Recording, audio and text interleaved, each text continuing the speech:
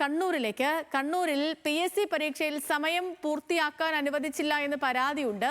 തോട്ടട പോളിടെക്നിക്കിൽ ശനിയാഴ്ച നടന്ന പരീക്ഷയ്ക്കെതിരെയാണ് ഉദ്യോഗാർത്ഥികളുടെ പരാതി വരുന്നത്.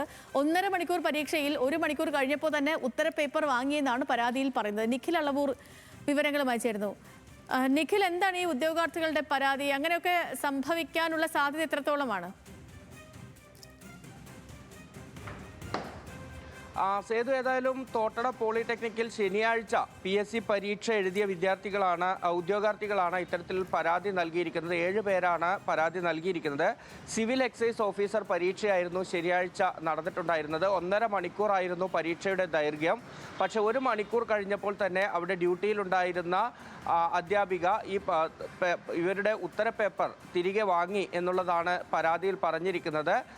അതായത് 1/2 മണിക്കൂർ നേരത്തെ ഇവരിൽ നിന്ന് ഈ PSC പരീക്ഷയുടെ പേപ്പർ തിരികെ വാങ്ങി എന്നതാണ് പരാതി. ഏതായാലും PSC പരീക്ഷാ കൺട്രോളർക്കാണ് ഇപ്പോൾ പരാതി നൽകിയിരിക്കുന്നത്. ഇത് തങ്ങളുടെ അവസരം നഷ്ടമാക്കുന്ന ഒരു പ്രവൃത്തിയാണ് എന്നതാണ് ഇവർ പറയുന്നത്.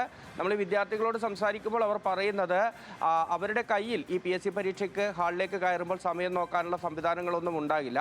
ഈ 1.5 മണിക്കൂർ പരീക്ഷയ്ക്ക് 1 മണിക്കൂർ പൂർത്തിയാകുമ്പോൾ സ്വാഭാവികമായി ഒരു ബെല്ല് നൽകാറുണ്ട്. അതായത് ഇനി 1/2 മണിക്കൂർ കൂടി ബാക്കിയുണ്ട് എന്ന് സൂചിപ്പിക്കുന്നതിന് വേണ്ടി നൽകുന്ന ബെല്ലാണ്. പക്ഷേ ഈ ബെല്ല് കേട്ടതോടുകൂടി പരീക്ഷാ സമയം പൂർത്തിയായി എന്ന് തെറ്റിദ്ധരിച്ച് ഈ അധ്യാപിക പേപ്പർ തിരികെ വാങ്ങി എന്നുള്ളതാണ് ഇവർ പറയുന്നത്. അതിനുശേഷം ഈ 7 പേരും പോളിടെക്നിക്കിലെ റൂം നമ്പർ 2-ലായിരുന്നു ഇവർ പരീക്ഷ എഴുതിയിട്ടുണ്ടായിരുന്നത്.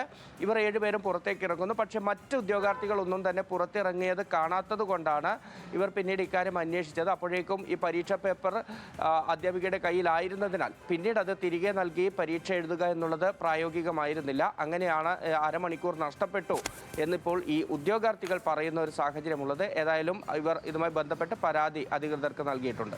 ഓക്കെ നിഖിൽ, ശരി. നിഖിൽ അളവൂറാണ് വിവരങ്ങൾ നൽകിയത്.